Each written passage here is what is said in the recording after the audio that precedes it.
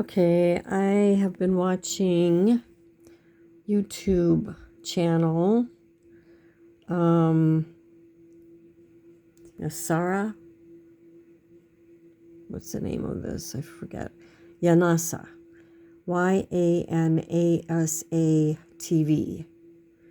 And this guy, he's been talking about the drones, of course. Everybody is on YouTube and everywhere else.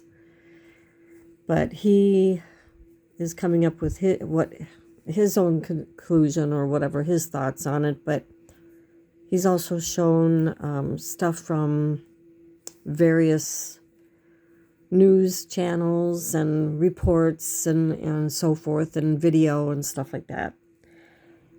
What caught my eye was what he just put and posted here on his video.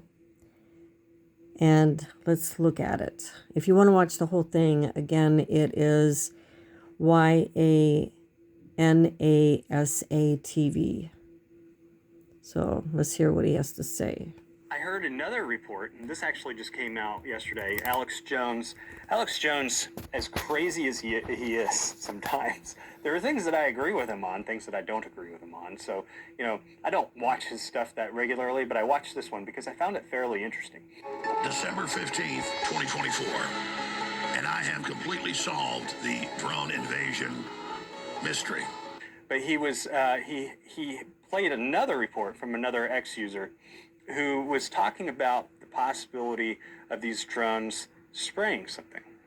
According to a Gates Foundation insider, these reports are on the money regarding the DoD involvement, but they don't go far enough. These drones are not simply training for future warfare or surveilling the population.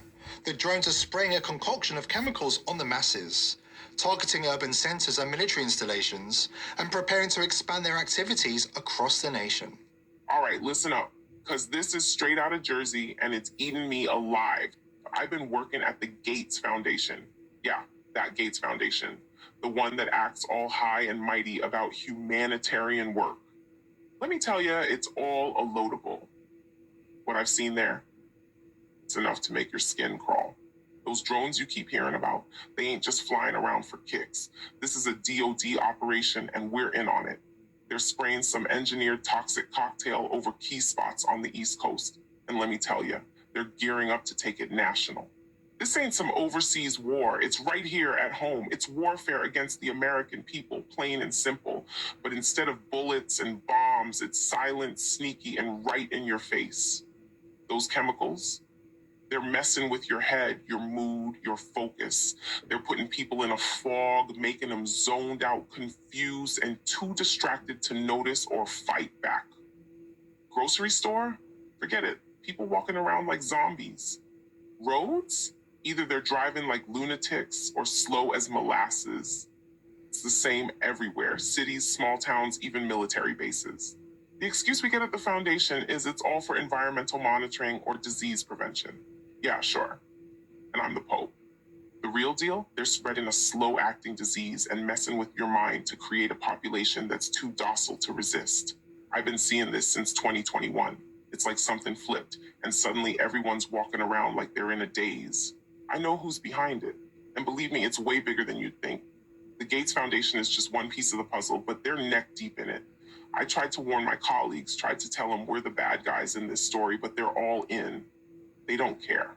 So now I'm speaking up, because people got to know what's going on before it's too late. It got me to thinking, we're out there, we're looking for the drones, we're trying to figure out ways of tracking the drones. I think it's important to note that they're always saying it's local law enforcement that's investigating it. The federal government just says we don't know what it is, but you don't have to worry about it. It's fine. Perfectly fine.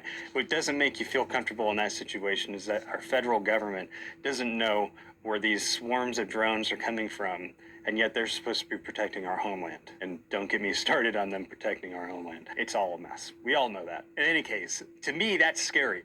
The fact that they're coming out and telling the public that they don't know, but don't worry about it, right? Because I guess if it was a threat, they would know about it, but they don't know anything about the situation. And we'll get back to them in a minute.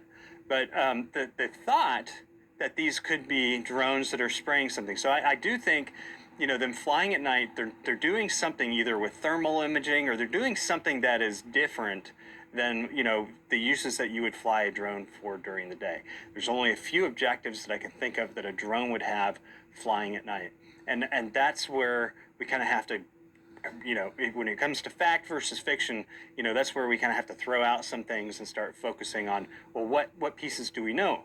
We know for a fact that they tend to fly at night. They like to be undetected if possible, but sometimes they fly with their lights on, but they can turn their lights off. Okay, so could they be spraying something? Has anybody on the ground, local law enforcement, federal government, anybody, tested the air, tested anything to see if there's some sort of Good biological point. weapon being spread? We're talking about over 6 states here, highly populated areas. We all know how the last, well, we'll just call it the big C, we all know how that impacted society, how it even changed politics, how it created fear and reaction from the public. We just had elections. I keep saying that I think that the next time they try something, it's going to be a lot more dramatic than the time before and the time before that, because they're not winning, they're losing. And when people start losing, they get desperate. They start doing desperate things. I'm not. You can watch the rest on that channel.